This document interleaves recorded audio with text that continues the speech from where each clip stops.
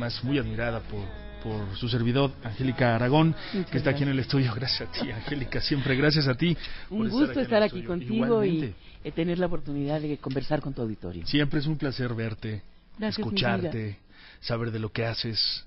Bienvenida. Muchas gracias. Y hoy más que nunca, creo yo, con esta puesta en escena que se llama La Última Palabra, que tienes a bien dirigir, y que hay muchas cosas que hablar sobre la puesta en escena porque tiene que ver con la violencia de género, pero desde una perspectiva, creo yo, interesante por muchas aristas. Una de ellas es el papel que juega el público en la puesta en escena, que es prácticamente como si tuviera la oportunidad de estar en un juzgado. Exacto.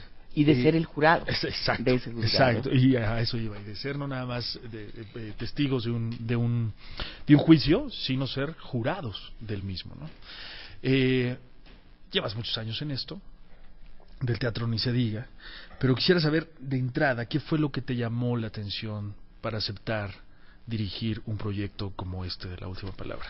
Pues de entrada un texto muy sólido, Javier, porque es un tema muy delicado, que hay que abordar con un conocimiento de causa amplio, porque justamente una parte importante de esta problemática de nuestras relaciones tan mal avenidas entre hombres y mujeres tiene que ver con prejuicios, con posiciones que uno adopta en la vida sin haberlas cuestionado demasiado, sin haber reflexionado acerca, preestablecidas y anacrónicas, ¿verdad? Porque venimos arrastrando conceptos, puntos de vista, costumbres de cientos de años atrás.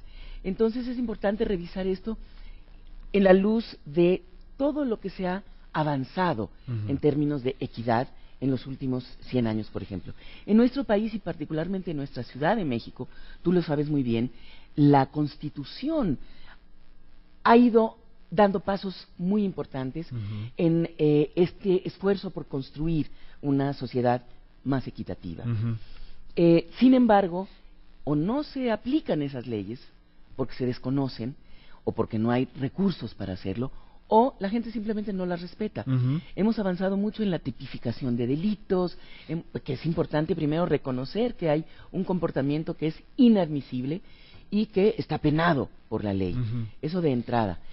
Así que lo que la obra nos permite es precisamente revisar nuestras propias actitudes, que son culturales, son aprendidas, pero que uno toma como naturales, Así como es. que así es la vida. Estamos acostumbrados, ¿no? Yo digo que la costumbre es una cosa terrible, sobre todo cuando impacta en lo social, ¿no?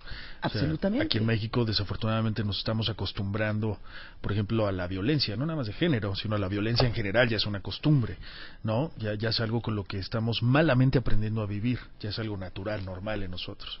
La violencia en todas sus manifestaciones, el bullying en las escuelas, por ejemplo, que es eso que dices, ya la empezamos incluso a defender o empezamos a incursionar en la violencia desde una edad muy temprana, sí, como una manera de sobrevivir. Entonces, bueno, yo veo que el problema de esto, desaveniencia entre hombres y mujeres, se ha venido agudizando, a pesar de que ha habido avances enormes en la construcción de nuevas masculinidades, que ya los chavos de hoy tienen un rechazo, vamos a decir, de entrada a las actitudes machistas, que ya se reconoce el chiste ofensivo, entonces ya mejor no lo decimos. Este es un país donde, por ejemplo, vengo llegando de Colombia, de un festival de cine, y en cada esquina tocaban El Rey de José Alfredo Jiménez. En México, desde hace muchos años, empieza a entonar el mariachi El Rey, y hay varias señoras en la boda o en el Tenampa que dicen, no, esa aquí no se canta.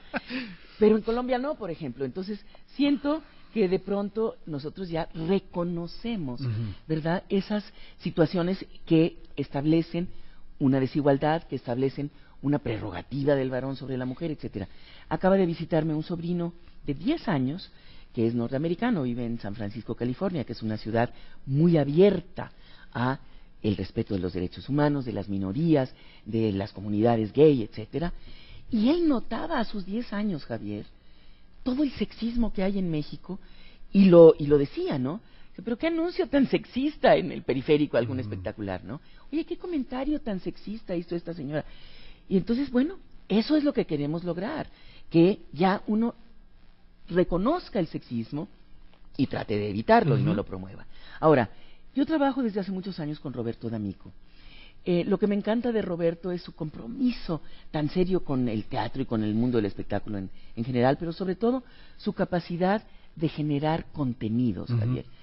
Ustedes que tienen que llenar horas y horas de radio, sabes que los contenidos son la base. Y lo que más nos ocupa trabajo, es el contenido, sin duda. Que hay contenidos, además. Exacto.